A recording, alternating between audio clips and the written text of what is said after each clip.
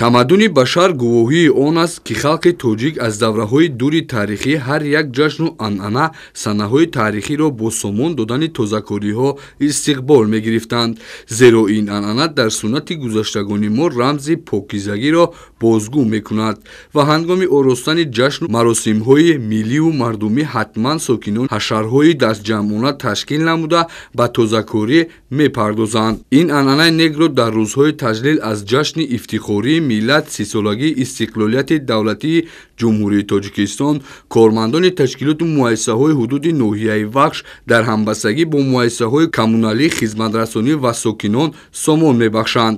Ҳамагон бо рӯҳияи баланди ватандӯстӣ ба ҳашари дастҷамъона баромада мехоҳанд бо ин амали худ на танҳо дар тозагии кӯчаву маҳаллаҳо саҳмгузор бошанд ва ҷашни истиқлолияти ватанро, ки дер боз мунтазираш ҳастанд, бо сомон додани чунин тозакориҳо истиқбол намоянд.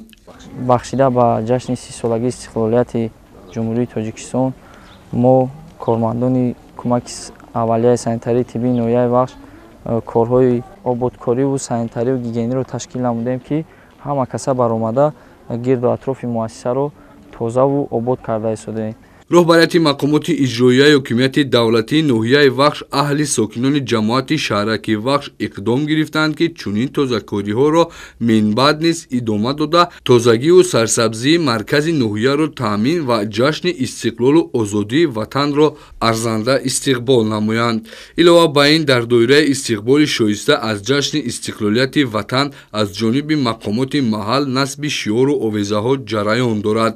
Ҳамчунин дар ноҳия аз ҷониби муассисаи давлатии нигоҳдории роҳҳо пули мошингузари аҳамияти ҷумҳуриявӣ дошта мавриди таъмиру навсозӣ қарор гирифтааст. Сокинони меҳнатқарини ноҳияи Вахш бо сомон додани амалҳои неку шоиста ҷашни ифтихории миллатро бо дастовардҳои хуби меҳнатӣ ва рӯҳияи баланди идона истиқбол мегиранд. Маъруфи Назрӣ, Абдуқаҳҳор Одина, намузалергаш барои барномаи иттилоотии ахбор аз ноҳияи Вахш.